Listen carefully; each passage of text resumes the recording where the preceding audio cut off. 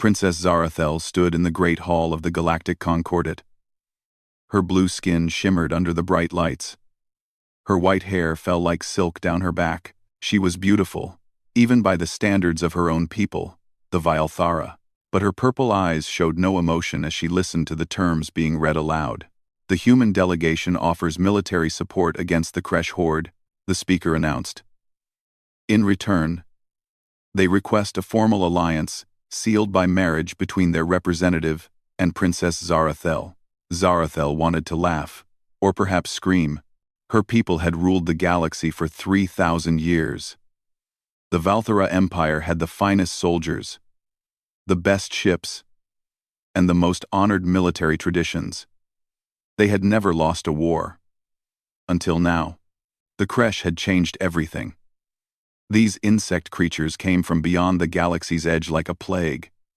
They ate entire worlds. They turned planets into breeding grounds for more of their kind. Worst of all, they seemed to learn from every battle. Each time the Vilthara fought them, the Kresh came back stronger and smarter.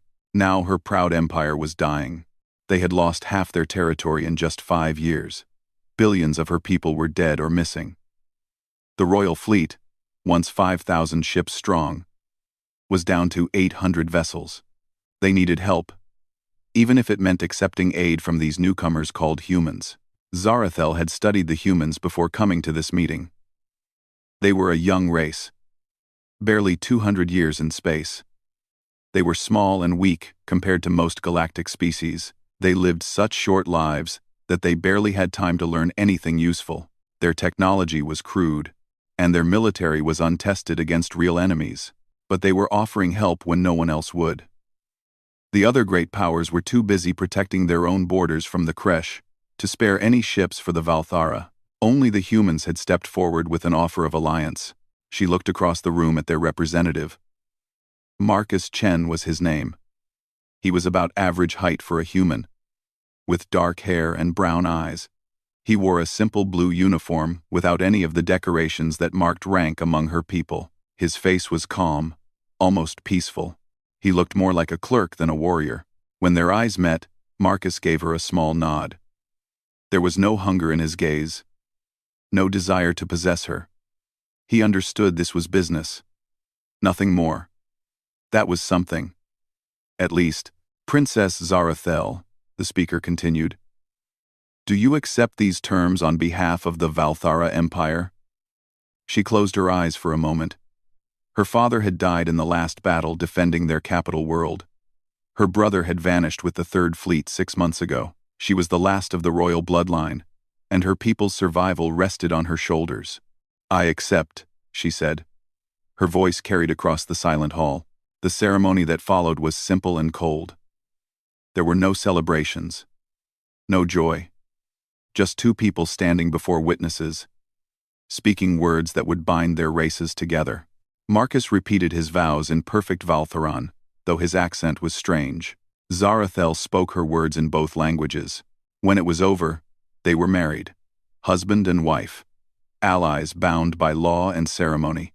Marcus approached her as the other delegates began to leave. Your Highness, he said quietly, I want you to know that I understand this is difficult for you. I don't expect anything beyond what duty requires. Zarathel studied his face. Was he mocking her? Pitying her? But she saw only sincerity in his brown eyes. What do you expect? Human? To serve alongside your forces against the Kresh, Marcus replied. To learn from your military experience. And perhaps to help in whatever small way I can. Small way. The words stung, though she knew he didn't mean them to. What could humans possibly offer that her people had not already tried?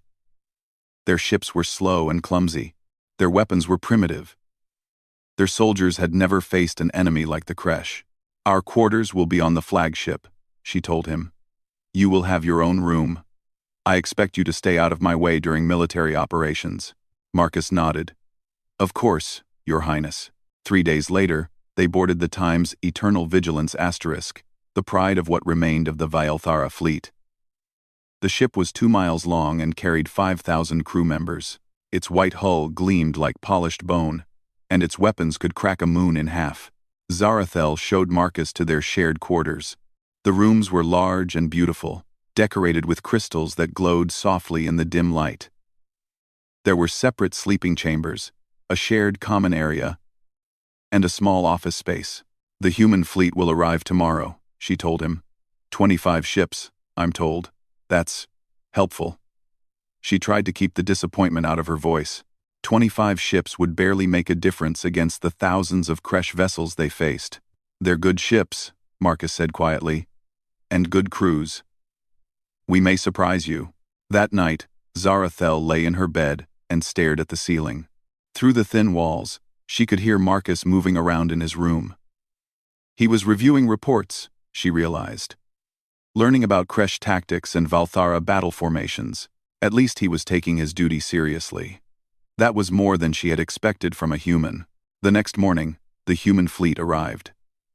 Zarathel watched from the bridge as their ships took position in the formation. The vessels were smaller than Valthara ships. With dark hulls and strange angles, they looked rough and practical rather than elegant. Admiral Korith, her fleet commander, stood beside her. He was an old soldier who had fought in a dozen wars. "What do you think of our new allies?" he asked. "They look like cargo haulers," Zarathel replied. "Looks can fool you," Marcus said from behind them. He had joined them on the bridge without being invited, but his voice was respectful. "Those ships may not be beautiful, but they're built to fight and keep fighting." Koreth studied the human ships through the main viewer. "We'll see soon enough." Long-range sensors show Kresh movement 3 systems away. They'll be here within the week. Zarathel felt the familiar weight of command settle on her shoulders. Another battle was coming. More of her people would die, and she had no idea whether these strange humans would help or simply get in the way. She glanced at Marcus, who was studying the tactical displays with intense focus. For a moment, she wondered what thoughts were going through his alien mind. Then she pushed the question away. It didn't matter what he thought. All that mattered was whether he and his people could fight when the time came. The Kresh were coming. Soon, they would all find out what humans were truly made of. The alarm bells rang through the times, eternal vigilance times at dawn. Zarathel rushed to the bridge, still pulling on her armor. The main screen showed what she had feared. Dozens of red dots moving toward them through space. The Kresh had found them. "Report," she ordered, as she took her command seat. 67 enemy ships, Admiral Korith announced. "Mixed classes. They'll reach weapons range in 2 hours." Zarathel studied the enemy formation. The Kresh ships looked like giant insects even from this distance. Their hulls were dark and organic, covered in spikes and weapon ports. They moved in swarms, shifting and flowing like living things. "Signal all ships," she commanded. Formation 7. "We'll meet them head-on and break their center line." This was how the Valthara had always fought. Form perfect lines, advance with honor. Let superior training and discipline win the day. It had worked for 3,000 years. Marcus appeared at her shoulder. "Your Highness, may I suggest, you may observe," Zarathel cut him off. "But do not interfere. This is how my people fight." Marcus fell silent. She noticed he continued watching the displays, his eyes moving constantly between the enemy formation and her own ships. His face showed no emotion, but she could feel his attention like heat from a fire. The human ships had taken position on the left flank. Their dark hulls looked tiny compared to the gleaming Valthara vessels. Zarathel had assigned them a support role, far from the main battle. She couldn't afford to have untested allies mess up her carefully planned attack. "All ships report ready," Korith announced. "Advance," Zarathel ordered. The Valthara fleet moved forward in perfect formation. Each ship held its exact position. Their white hulls caught the light from the nearby star, making them look like gems floating in space. It was beautiful. It was proper. It was everything her ancestors had taught her about warfare. The Kresh responded in their usual way. Instead of forming lines to meet the attack, they scattered like startled fish. Some ships dove down. Others climbed up. Still more spread to the sides. Within minutes, the neat enemy formation had become a chaotic swirl of movement. "Maintain formation," Zarathel commanded. "Do not break ranks." But the Kresh weren't playing by the rules of civilized warfare. As the Valthara ships pushed forward, the enemy vessels began darting in from all angles. They struck fast, fired their weapons, then ran before return fire could hit them. Small groups of Kresh ships worked together, hitting the same target from multiple directions. The first Valthara ship died 10 minutes into the battle. The Times Noble Truth Times was a cruiser with 800 crew members.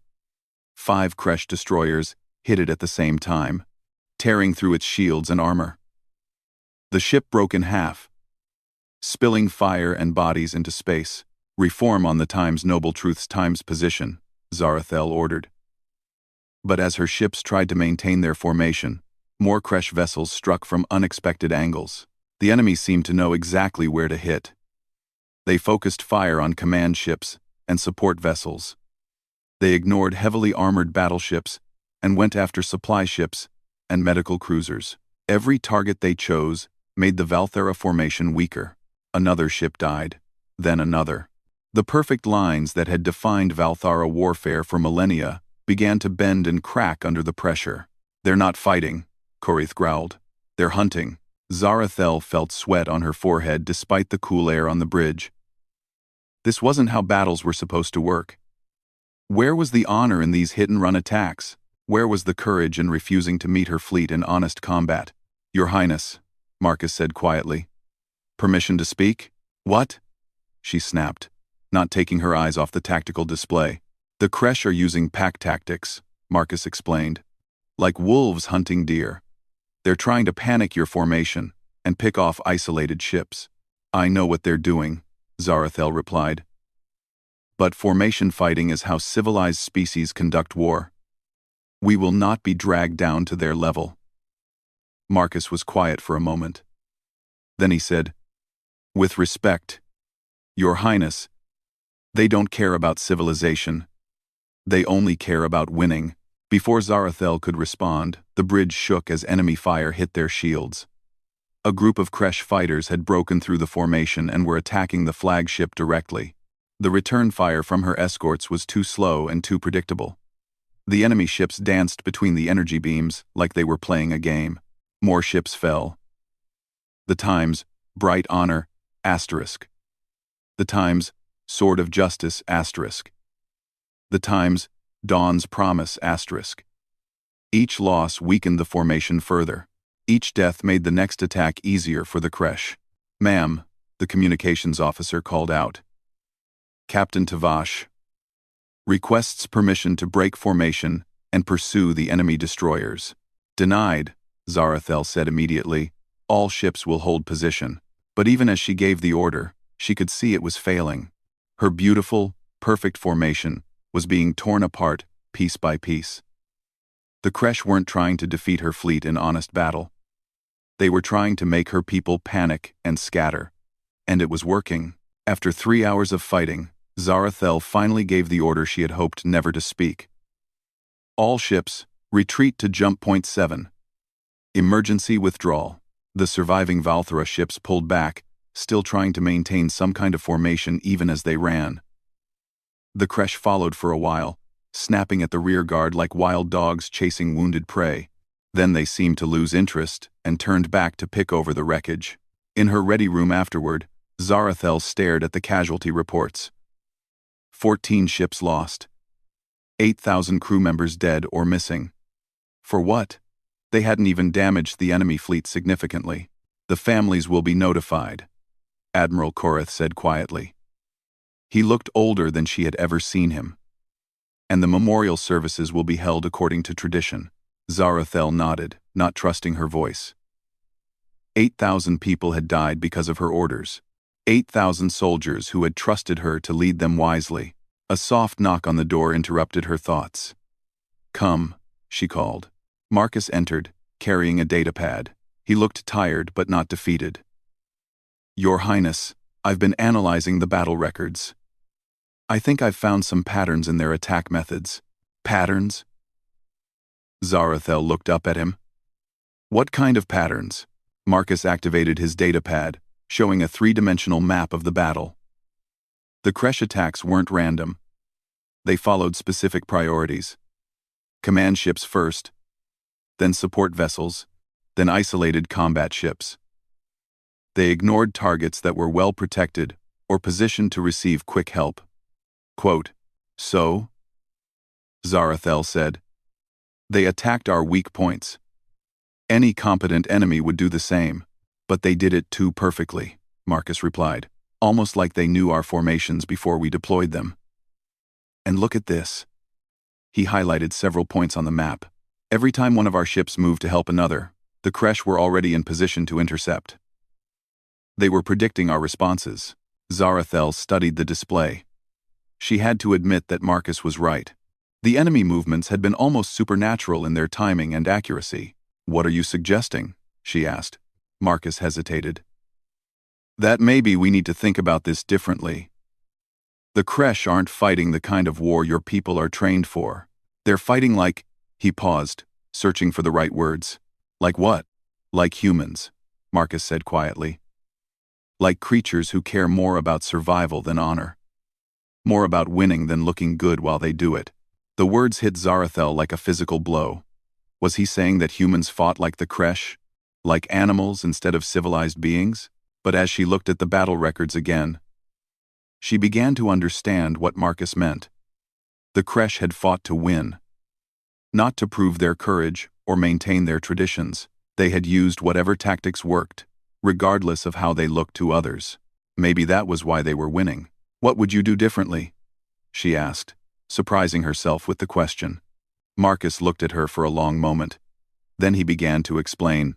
2 weeks later, long-range sensors detected another Kresh fleet moving toward the Thornspire Nebula. The enemy had 38 ships this time, heading straight for Supply Station Omega. If they destroyed the station, the entire sector's defense would collapse. Zarathel stood in the war room, studying the tactical display. Admiral Korith and his senior officers surrounded the holotable, their faces grim. They all knew what another defeat would mean. "We have 27 ships ready for battle," Korith reported. "The enemy outnumbers us, and they'll reach the station in 18 hours. "Standard formation?" asked Captain Tavash. She was young for a ship commander, but she had survived the last battle when many others had not. Zarathel almost nodded. Then she noticed Marcus standing quietly in the corner, watching the display with those calm brown eyes. He hadn't spoken during the briefing, but she could feel his attention like a weight in the room. "What do you think, Marcus?" she heard herself ask. The question surprised everyone, including herself. Marcus stepped forward. "Your Highness, may I show you something?" She gestured to the display. Marcus touched the controls, highlighting different areas of the nebula. The Thornspire region has unique properties. The gas clouds interfere with long-range communications. Ships lose contact with each other once they're more than 50,000 kilometers apart. "We know this," Admiral Korith said impatiently. "That's why we avoid fighting in nebulas when possible. But the Kresh don't know we know this," Marcus replied. "Their intelligence about this region is limited.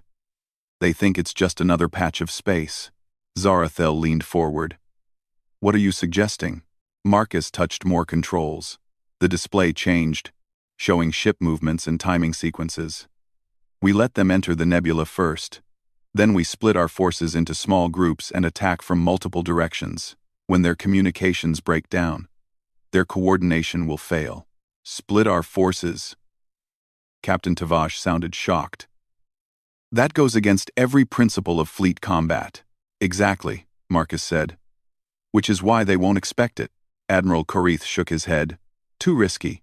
If our own communications fail, we'll be fighting blind, just like them." "Not if we plan for it," Marcus replied. He highlighted specific areas of the nebula.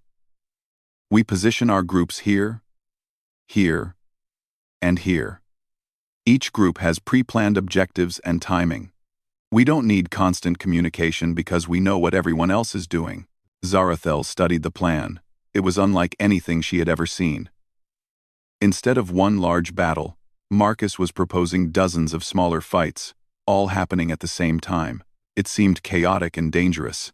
"What makes you think this will work?" she asked. Marcus was quiet for a moment. "Because the Kresh think like a hive. When their communication breaks down, they panic. They start fighting as individuals instead of as a group. That's when they're most vulnerable. And you know this how? Because humans have fought hive-minded species before," Marcus said simply. "Not in space, but the principles are the same. Disrupt their coordination, and they become just another pack of animals." The room fell silent. Zarathel could feel her officers waiting for her decision. This human was asking her to gamble everything on tactics that went against thousands of years of military tradition. But their traditional tactics had failed. 8,000 of her people had died following the old ways. "How would you organize the groups?" she asked. Marcus's plan was complex and strange. He wanted to divide the fleet into 6 small squadrons, each with a mix of ship types. The human vessels would be spread among all the groups, providing what he called coordination support. "The key is timing," Marcus explained. "We hit them from all sides at exactly the same moment. Before they can adapt, we disappear back into the nebula. Then we hit them again from different positions. Like pack hunters," Captain Tavash said slowly. "Exactly like pack hunters," Marcus agreed. Admiral Korath looked uncomfortable. "Your Highness, this is very risky. If even one group gets caught alone, they die." Marcus finished. "Yes. But if we fight them the traditional way, we all die. At least this gives us a chance." Zarathel closed her eyes and thought about the families of the 8,000 dead. Thought about her people's desperate situation. Thought about her duty to find any way to save them. "We'll try it," she decided. "But I want detailed backup plans for every group." The next 12 hours were chaos. Ship captains who had trained their entire lives for formation fighting suddenly had to learn small unit tactics. Engineers worked to modify communication systems for the nebula environment. Weapons officers calculated new firing patterns for close-range combat. Through it all, Marcus moved between the ships, explaining his plan to anyone who would listen. Zarathel watched him work and was surprised by what she saw. The quiet diplomat was gone. In his place was a man who understood warfare in ways she was only beginning to grasp. When the Kresh fleet arrived at Thornspire Nebula, the trap was ready. Zarathel commanded Squadron Alpha from the Time's Eternal Vigilance *. Marcus was with Squadron Delta, aboard the human ship Time's Persistence *. She didn't like being separated from him, though she couldn't quite explain why. "Enemy fleet entering the nebula," her sensor officer reported. "They're maintaining standard formation." Perfect. The Kresh were doing exactly what Marcus had predicted. They were entering the nebula as one large group, confident in their superior numbers. "All squadrons, execute Phase 1, Zarathel ordered. The attack began 15 minutes later. Squadron Beta struck first, hitting the enemy's left flank with everything they had. The Kresh responded immediately, turning to meet the threat. But before they could fully engage, Squadron Beta vanished back into the gas clouds. Then Squadron Gamma hit them from behind. Again, the enemy tried to respond, but the attackers were already gone. On her tactical display, Zarathel could see the Kresh formation beginning to stretch and bend. They were trying to face multiple directions at once, something their swarm tactics weren't designed for. "Squadron Alpha, begin your run," Marcus's voice came through the communication system. Even through the static interference, she could hear the calm confidence in his tone. Zarathel led her ships in a diving attack on the enemy command cluster. 3 Kresh heavy cruisers died in the first volley, their organic hulls cracking open like broken eggs. But instead of staying to fight, her squadron followed Marcus's plan and withdrew immediately. The pattern continued for an hour. Strike and run. Hit and fade. Never give the enemy a chance to focus their full strength on one target. Each attack was perfectly timed, arriving just as the Kresh thought they had figured out where the next strike would come from. The enemy formation began to fall apart. Individual ships started chasing the retreating squadrons, breaking away from the main group. Others clustered together defensively, reducing their offensive capability. "Phase 2, Marcus announced. "All squadrons, converge on the command cluster. This was the moment of greatest risk. All 6 squadrons would attack the enemy center at the same time, giving up their mobility advantage for concentrated firepower. Zarathel led Squadron Alpha in from above, while the other groups struck from different angles. The remaining Kresh ships, confused and scattered, couldn't coordinate their defense. The battle ended in minutes. Caught between multiple attackers, the enemy command ships died quickly. The remaining Kresh vessels, cut off from central control, began to scatter in all directions. "Let them go," Marcus ordered when some captains wanted to pursue. "We've accomplished our objective." In the aftermath, Zarathel studied the battle reports. 38 Kresh ships had entered the nebula. Only 12 escaped. Her own losses were minimal, 2 frigates and a destroyer. But the numbers weren't what amazed her. It was the method. Marcus had turned the enemy's strength against them. He had made their coordination into a weakness instead of an advantage. "How?"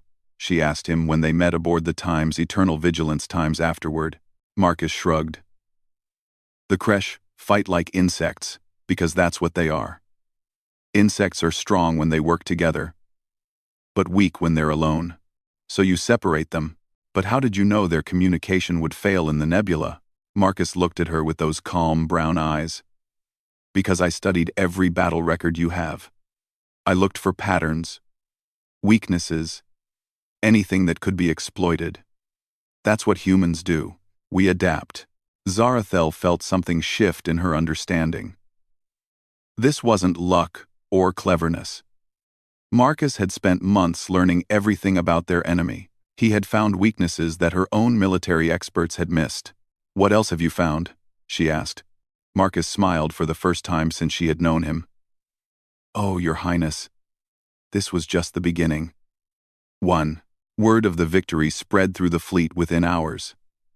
Sailors who had never heard of Marcus Chen before were suddenly asking to serve under his command. Ship captains who had dismissed human tactical advice were requesting briefings on the new methods. Zarathel watched her husband become something she had never expected, a figure of hope for her desperate people.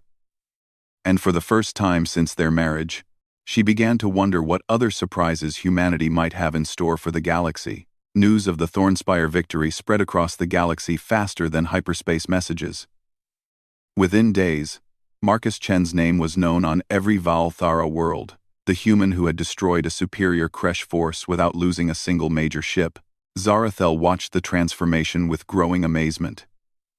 Officers who had barely acknowledged Marcus's existence now sought him out for tactical advice. Young ship captains requested transfers to serve under his command.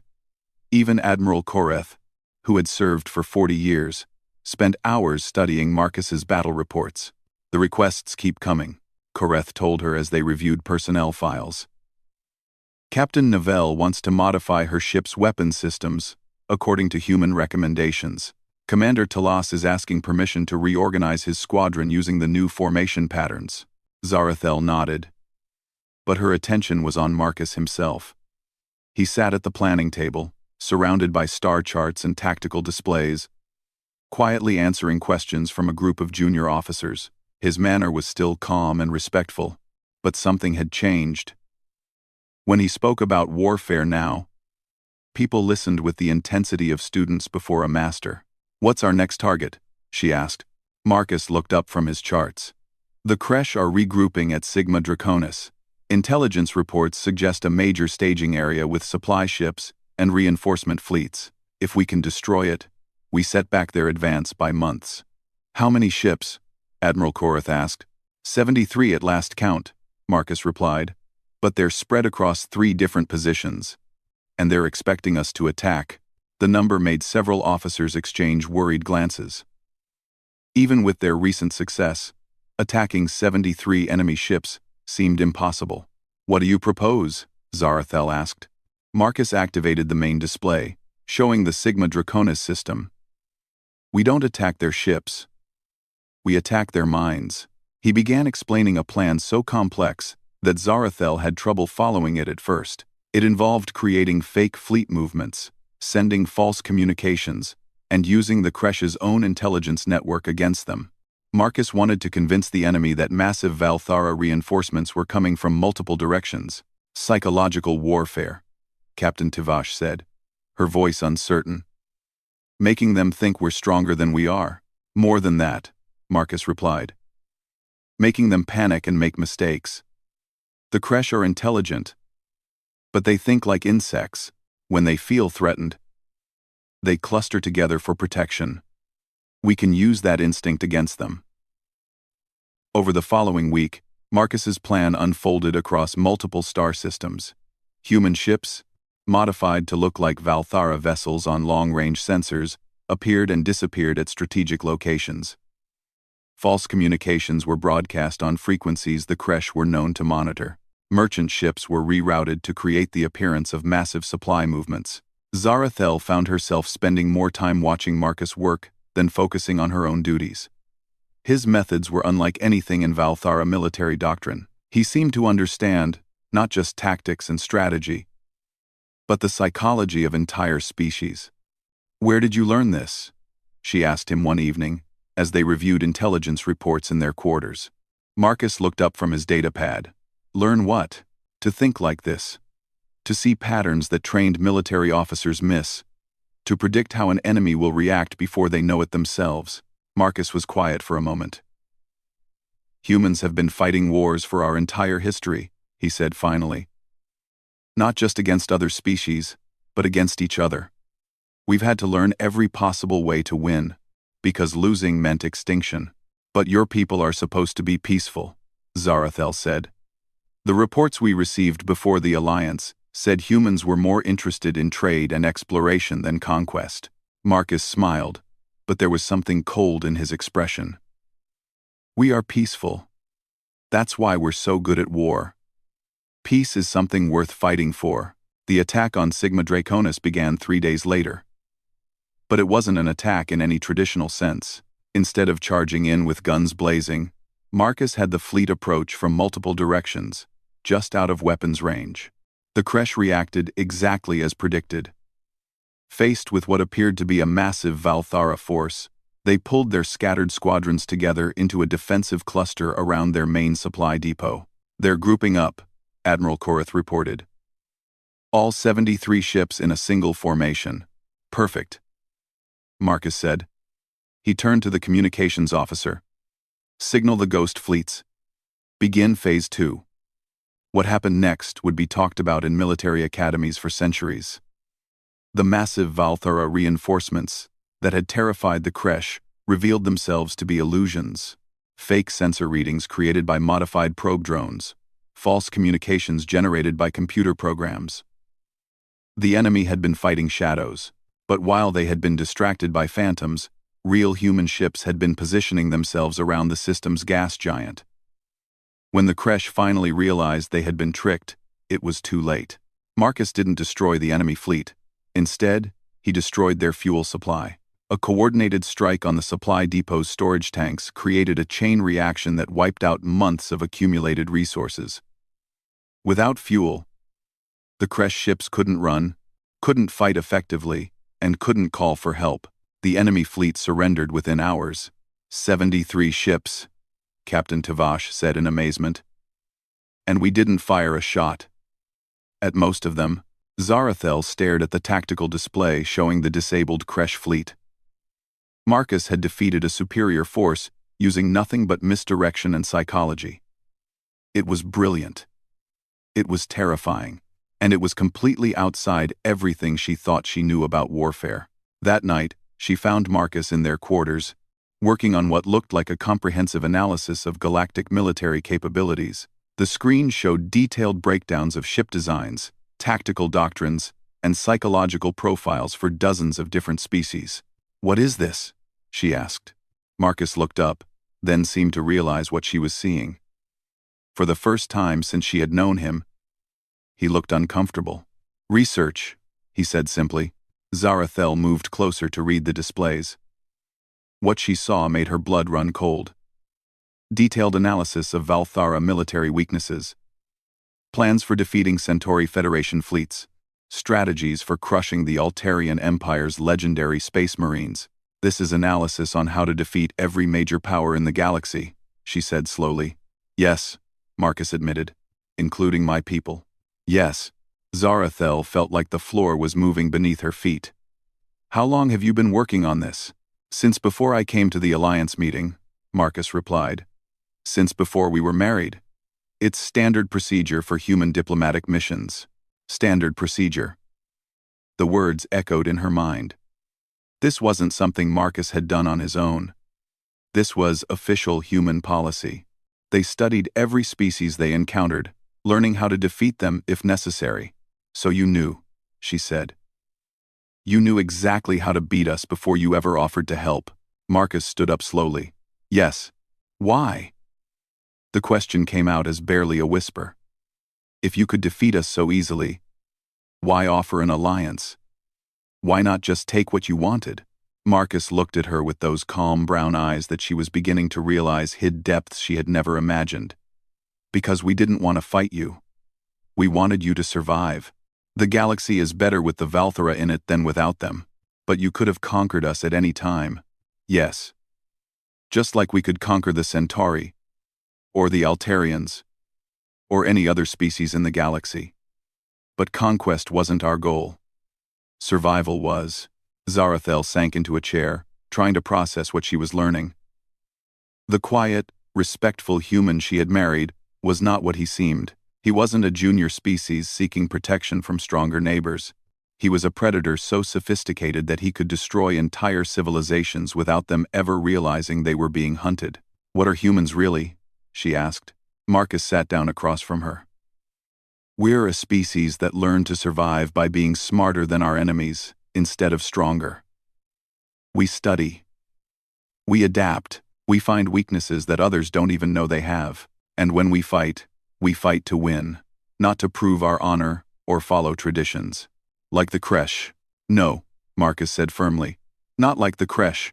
The Kresh destroy because it's their nature. Humans fight because we have to, and we stop when the threat is ended. There's a difference between being a warrior and being a monster. Zarathel looked at the analysis screens again. Every detail of her people's military was laid bare, dissected with surgical precision. Their strengths, their weaknesses, their psychological blind spots. You really could defeat us, she said. In 6 months or less, Marcus confirmed. But we won't. Because you're our allies now.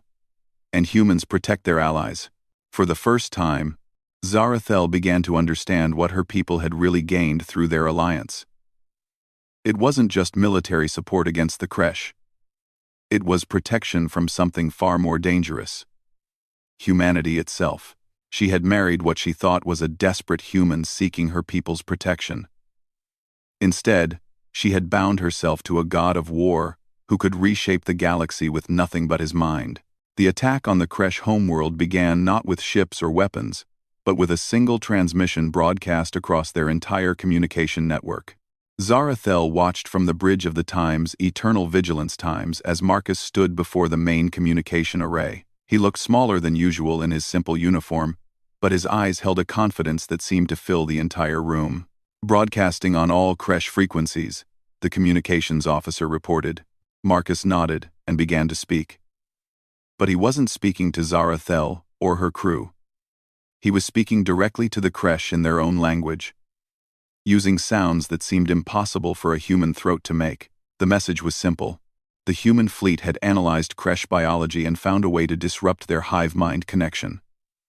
Every Kresh ship that had been captured over the past months had provided data. Now humanity could turn their greatest strength against them. It was a lie. Humans had no such weapon. But the Kresh didn't know that. Phase 1 complete, Marcus announced as the transmission ended. Now we wait. The wait lasted 6 hours. During that time, long-range sensors showed chaos spreading through the Kresh home system. Ships moved in confused patterns. Some formations broke apart, while others clustered together defensively. The perfect coordination that made the Kresh so dangerous was falling apart. They're fighting each other, Admiral Karith said in amazement. Some groups are attacking others. Marcus nodded calmly. The queens are panicking. They think some of their subordinates have been compromised by human technology. So they're purging anyone they suspect of infection. But there is no infection, Captain Tavash said. No. But fear doesn't need to be logical to be effective. Zarathel watched the tactical display as the Kresh fleet tore itself apart. Entire squadrons were being destroyed by their own allies. The enemy was doing Marcus's work for him. How did you know this would happen? She asked. Marcus turned to look at her. Because I've been studying them for 3 years. I know how their hierarchy works, how their communication functions, and how their society responds to threats. When a hive mind panics, it turns on itself. 3 years, Zarathel repeated. You've been planning this since before you met me. Since before I knew you existed, Marcus confirmed. The Kresh were always going to threaten human space eventually. We needed to be ready. The truth hit her like a physical blow. The Alliance hadn't been humanity's desperate attempt to find protection. It had been part of a long-term strategy to position human forces for an attack on the Kresh homeworld. Marcus had married her not because he needed her people's help, but because he needed their territory as a staging ground. Did any of it mean anything to you? She asked quietly.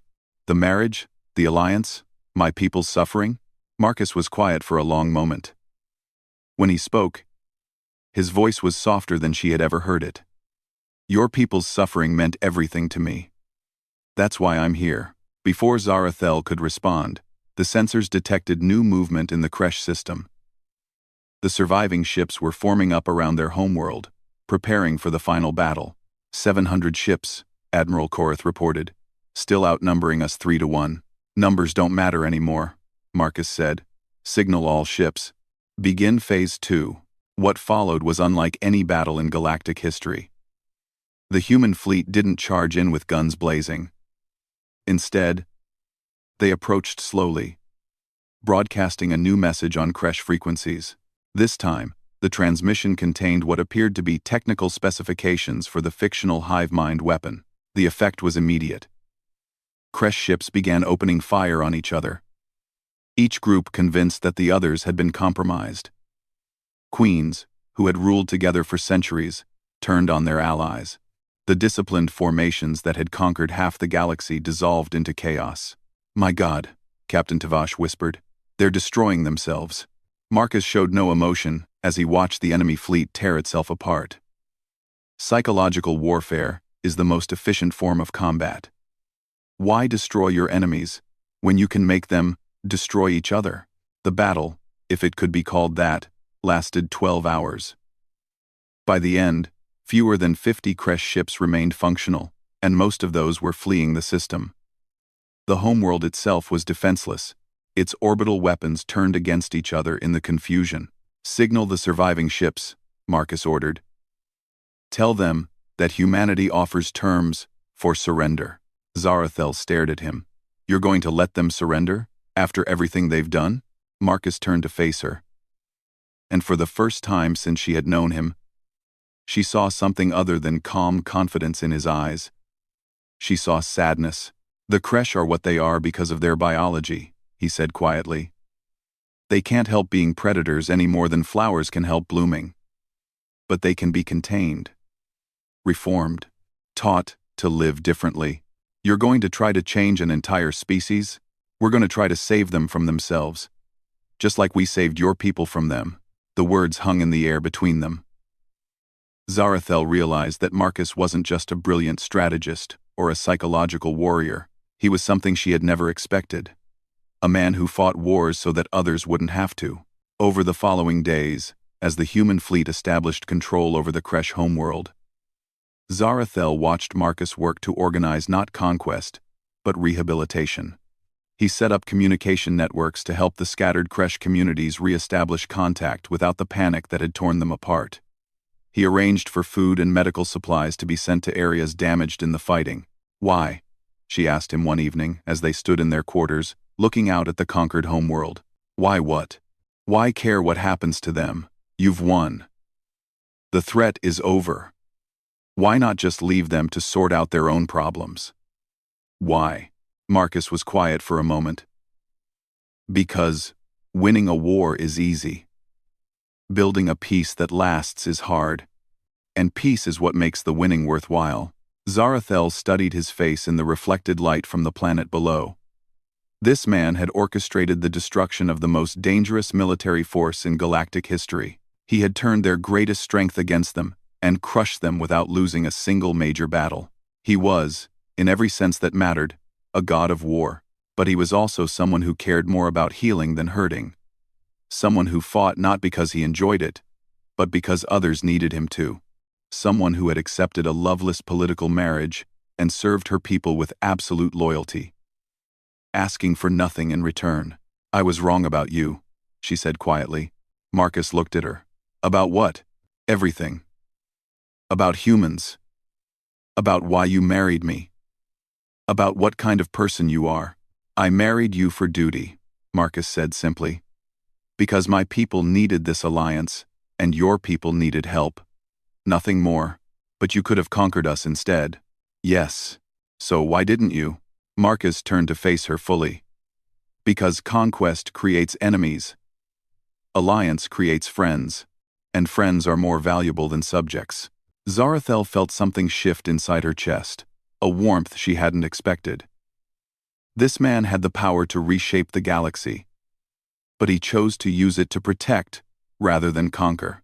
He was everything she had never known she wanted in a partner. "Marcus," she said, surprising herself with the sound of his name. She had always called him by his rank or title before. "Yes? I need to tell you something." She took a breath. "I don't want this to be just duty anymore." Marcus's eyes widened slightly. "Zarathel, I know it started as a political arrangement.